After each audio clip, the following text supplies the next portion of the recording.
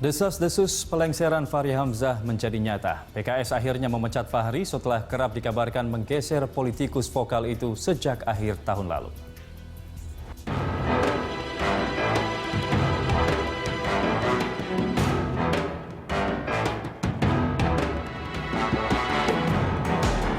Partai Keadilan Sejahtera (PKS) menghangat pekan ini.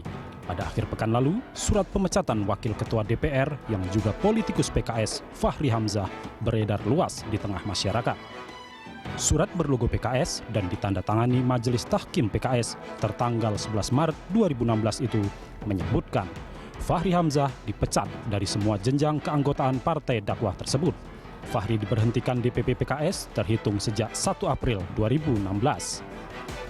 Sayangnya saat itu Presiden PKS Sohibul Iman belum bisa berkomentar karena belum bisa memastikan keaslian surat yang beredar luas. Desakan mundur terhadap Fahri bukan kali ini terjadi. Akhir pekan lalu, saat menghangatnya kasus Papa minta saham, suara-suara meminta Fahri Hamzah dilengserkan juga santer terdengar. Kala itu, Fahri getol membela Ketua DPR Setia Novanto yang diduga terlibat dalam pencatutan nama Presiden untuk meminta saham PT Freeport Indonesia. Desakan mundur paling keras disuarakan Ketua Majelis Syuro PKS Salim Segaf Al-Jufri. Tapi permintaan itu ditolak keras Fahri. Ia balik mempertanyakan kapasitas Badan Penegakan Disiplin Organisasi BPDO PKS yang menyidangkan pelanggaran etik dirinya. Bahkan menyebut ada elit PKS menginginkan posisinya. Beredarnya surat pemecatan ditanggapi Fahri lewat akun Twitternya. Lewat mikroblogging tersebut, Fahri mentweet kegalauannya. Politikus berusia 44 tahun tersebut menulis mulai tentang jangan mengikatkan nasib pada pohon padi hingga mengutip hadis riwayat Tirmizi. Kabar pemecatan berikut kicauan Fahri ini membuat nama Wakil Ketua DPR tersebut masuk 10 besar trending topik di Twitter. Meski kabar pemecatan Fahri beredar luas, Wakil Ketua Dewan Syuro Partai Keadilan Sejahtera Hidayat Nur Wahid enggan menjawab pertanyaan terkait isu pemecatan tersebut. Menurut Hidayat, pemecatan Fahri pasti ada aturan dalam partainya. Ini semua ada dalam konteks aturan, maka aturan di PKS ada aturannya, dan aturan itu akan mengatur siapa menyampaikan apa. Dan saya di sini, aturan saya adalah sebagai anggota DPR, wakil rakyat, sedang berkunjung ke konstituen yang terkena musibah, kena kebakaran, maksud Anda tanya yang lain. Tapi kalau masalah itu nanti akan dijawab sendiri kalau sudah saatnya gitu Pak ya? Iya pasti akan ada. Ya, mohon ditunggu saja, sabar saja, semuanya ada waktunya, semuanya ada yang punya kewenangan. Dan kami di sini sekarang, saya sebagai anggota DPR, wakil rakyat, sedang mengunjungi konstituen untuk sedikit memberikan bantuan dan ya menghibur lah saudara-saudara kami yang terkena musibah itu. Presiden Partai Keadilan Sejahtera Sohibul Iman akhirnya mengakui kabar pemecatan Fahri Hamzah. Dalam surat keputusan disebutkan, Majelis Tahkim telah memecat Fahri Hamzah dari keanggotaan Partai Dakwah. Sohibul sendiri belum bisa memastikan apakah surat itu sudah diterima Fahri Hamzah atau belum. Sohibul Iman menegaskan tidak mengetahui perihal tersebarnya surat keputusan pemecatan Fahri Hamzah di media sosial. Sebab PKS memiliki aturan bahwa Fahri Hamzah harus menerima surat keputusan lebih dulu, barulah DPP menyampaikan secara resmi ke publik. DPP PKS menyebutkan ada beberapa poin pelanggaran disiplin yang dilakukan Fahri Hamzah, mulai dari merendahkan anggota DPR hingga mengatasnamakan DPR sepakat untuk membubarkan KPK, serta pasang badan untuk pembangunan 7 proyek DPR yang sebenarnya bukan arahan pimpinan PKS. Pada 16 Januari 2016 lalu, Fahri Hamzah juga terlibat adu mulut dengan penyidik KPK AKBP Christian di Gedung Nusantara II, Kompleks DPR. Fahri berang saat KPK hendak menggeledah ruang kerja anggota Komisi 5 fraksi PKS Yudi Widiana terkait dugaan korupsi infrastruktur yang dilakukan anggota Komisi 5 dari fraksi PDIP Damayanti Wisnu Putranti. Perdebatan Fahri dan penyidik KPK tersebut juga dinilai memperburuk citra PKS yang dikenal santun. Tidak hanya itu, PKS menyebut Fahri tidak memenuhi janjinya untuk mundur dari jabatan pimpinan DPR. Padahal, Fahri pernah berjanji di depan Ketua Majelis Syuro PKS Salim Segaf Al-Jufri.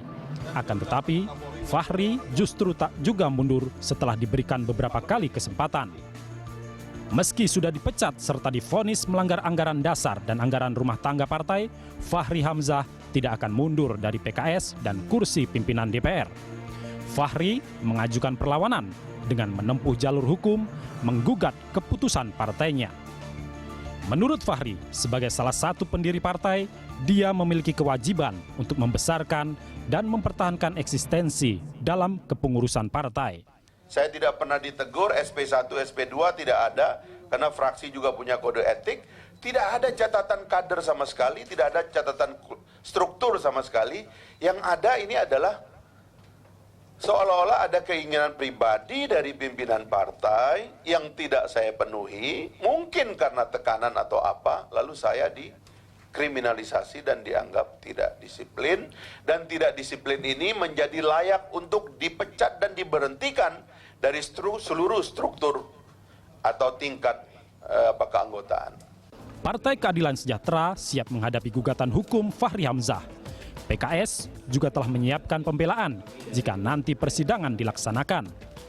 Menurut Kepala Departemen Hukum PKS Zainuddin Paru, alasan pemecatan Fahri cukup jelas karena dia melanggar anggaran dasar dan anggaran rumah tangga partai. Fahri juga dinilai tidak tunduk pada hukum, tidak disiplin organisasi, serta tak taat pada pimpinan partai. DPP PKS sudah siap untuk menghadapi gugatan hukum yang akan dilakukan. Demikian juga kami juga sudah punya jawaban tentang apapun konten yang akan diajukan oleh saudara Fahri Hamzah ke pengadilan. Dan semua jawaban itu sudah ada saat ini, tinggal kita menunggu sejauh mana pokok-pokok gugatan yang akan disampaikan pengadilan, dan itulah yang akan kami berikan jawaban. Seiring dengan pemecatan, PKS mengirimkan surat ke pimpinan DPR untuk memproses pemberhentian Fahri sebagai wakil ketua DPR dari fraksi PKS. Kepala Bidang Humas PKS, Dedi Supriyadi menjelaskan, PKS telah melakukan prosedur pemberhentian Fahri sesuai hukum dan anggaran dasar serta anggaran rumah tangga partai. Menurut Undang-Undang MD3, pemecatan dari partai bisa berujung pada pemberhentian yang bersangkutan dari posisi anggota dan pimpinan DPR. PKS juga sudah menyerahkan proses pemberhentian Fahri sebagai anggota Dewan ke Komisi Pemilihan Umum.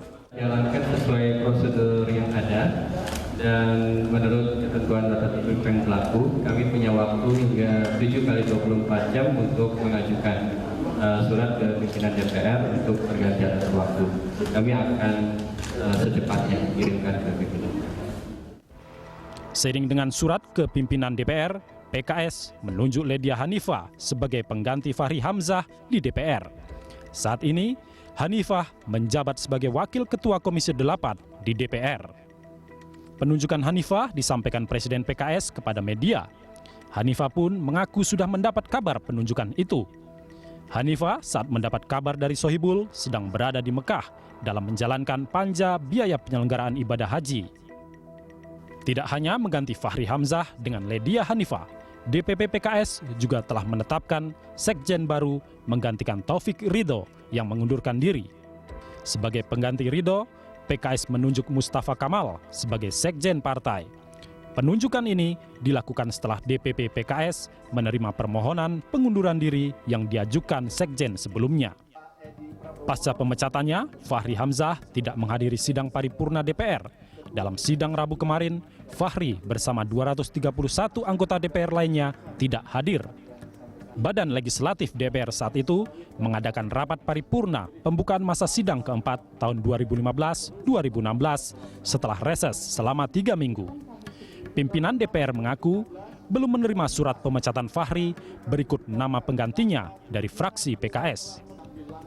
Ketua DPR Ade Komarudin menegaskan Fahri Hamzah tidak bisa langsung dicopot dari jabatannya sebagai Wakil Ketua DPR. Sebab Fahri Hamzah telah melakukan perlawanan lewat jalur hukum. Oleh karena itu, Ketua DPR akan menolak jika PKS mengajukan nama pengganti Fahri Hamzah sebelum adanya keputusan peradilan yang berkekuatan hukum tetap. Bila telah dilakukan kajian hukum oleh Biro Hukum Kejaksaanan tidak ada masalah, ya kita akan proses selanjutnya. Nah, kita tentu akan kemudian ajukan ke KPU. Jadi patokannya adalah partai, tapi tentu bila itu tidak ada masalah hukum, gitu. Bila nanti ada masalah hukum, ya kami pasti menunggu proses hukum yang berjalan.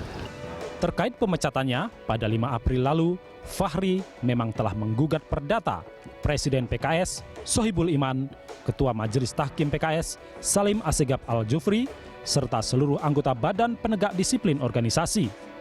Fahri menuntut putusan DPP PKS batal demi hukum. Langkah Fahri jelas membuat upaya PKS melengsarkan dirinya butuh waktu lebih lama.